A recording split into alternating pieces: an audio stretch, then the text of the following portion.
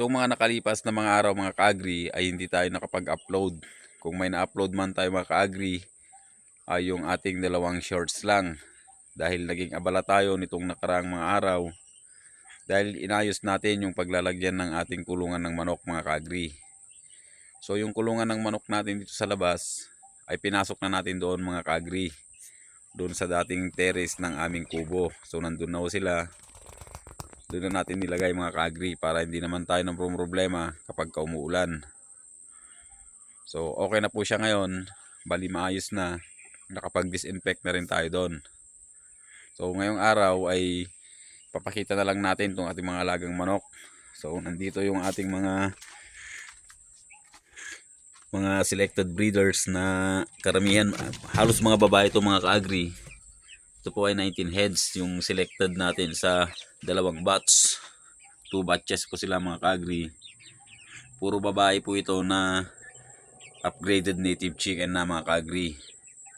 So kung napapansin nyo, karamihan sa kanila ay may puti at may batik-batik. So ayun po sila, mga 19 heads sila mga ka-agri. Mga 2 months pa siguro o isang buwan, pwede na natin ilagay sa range. Medyo pinapalaki pa natin ng konti. So ayan po sila mga ka-agri. Sana mapalaki natin ng maayos at para lalong dumami itong ating alagang manok. So marami kaming naibenta nitong mga nakaraang araw mga ka-agri. Yung mga ibang manok natin na pwede nang i-dispose, eh talagang dinispose na rin natin. So dito naman tayo sa ating ranging area. Dito sa ating ranging area mga ka-agri ay medyo marami na namang manok. Kinargaan ulit natin ng manok. So ito na sila. Ito yung mga manok natin ngayon dito mga ka-agri.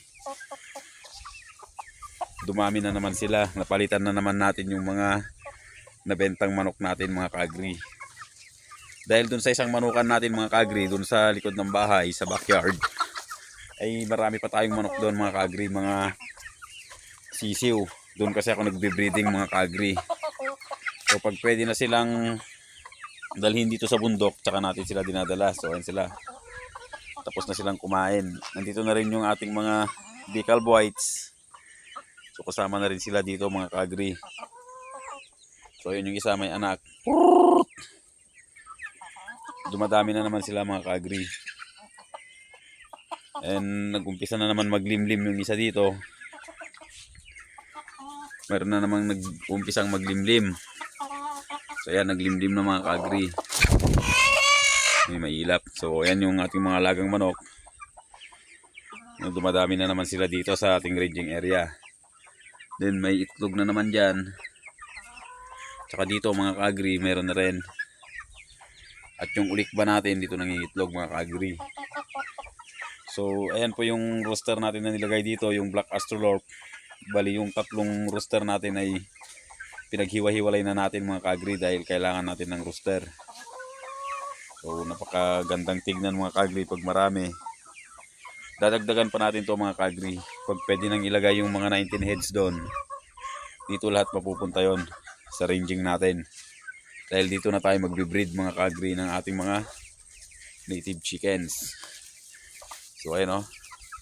Sumusunod sila mga ka-agri. Pero tapos na silang kumain. So ayan sila.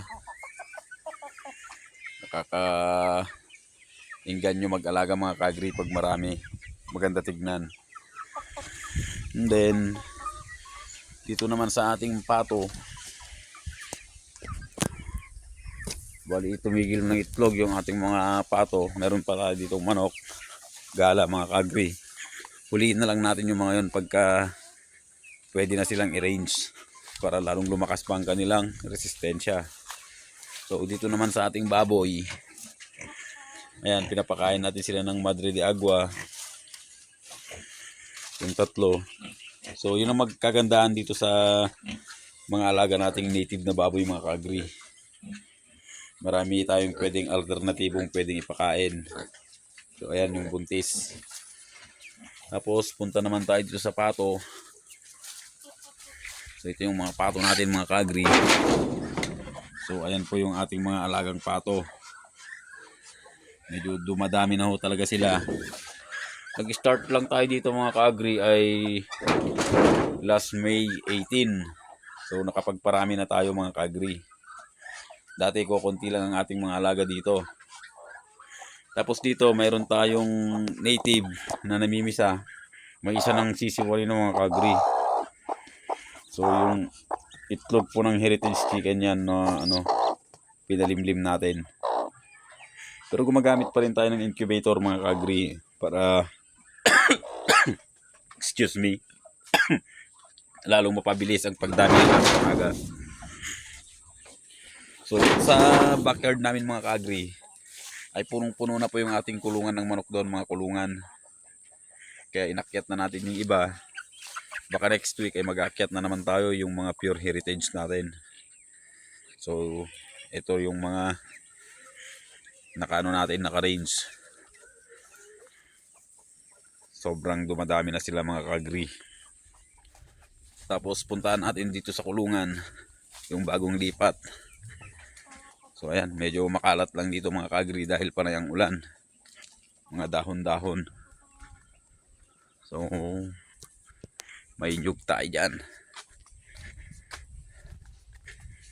So dito naman tayo sa kulungan. So ito na po yung nilipat natin mga ka-agri.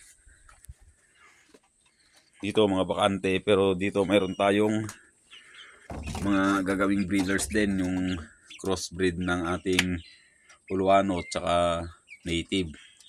Gagawin nating mga breeders yan mga ka-agri. Yung rooster na yan ay siguro magandang may produce dahil napakaganda. Dito naman sa kabila ay nandito yung ating first batch ng ating nabiling breeders. So ito na po yung offspring nila, first batch nila mga ka-agri. So ang gaganda. Gagawin natin yan mga breeders din para lalong dumami.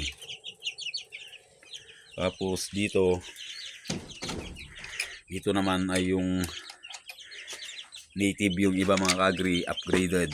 Pero may tatlo tayo ditong pinalimlim na itlog. So ito yung decal brown natin.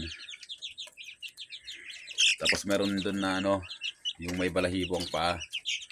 Pero hindi po yun pure Brahma mga ka-agri. So dalawa sila pati itim. Tapos yung iba native na yan mga ka-agri. So yung pinag-umpisan ng mga may balahibo sa paa na yung mga ka-agri ay offspring ng Dongtao chicken sa Brahma. Tapos meron din tayo ditong dalawang inahin na Brahma, mga 2 months old. So 2 months old pa lang sila mga ka-agri. Ay talagang napakalalaki na po sila. Na po nila. So ayan, kitang-kita nyo naman, 2 months old pa lang, magti 3 months pa lang yan mga ka-agri. Tapos dito naman sa loob, bali dito yung kulungan ng kambing natin. Ito po yung pinakakulungan ng aming kambing mga ka-agri. So wala pa sila, nasa taas pa sila mga ka-agri. So ayun sila. Marami na rin tayong kambing mga ka-agri. At meron na rin tayong tupa. So ilang months pa lang natin dito mga ka-agri ay nakapagparami na rin tayo. Kapag umabot siguro tayo dito ng 1 taon or ay lalo pa nating mapaparami. So ayan po yung mga alaga natin. Nasa taas po yung iba. So ayan na po yung mga nangyari dito sa aming backyard mga. So consider backyard pa rin naman to. Dahil kukunti pa lang naman yung mga alaga nating hayop mga ka-agri.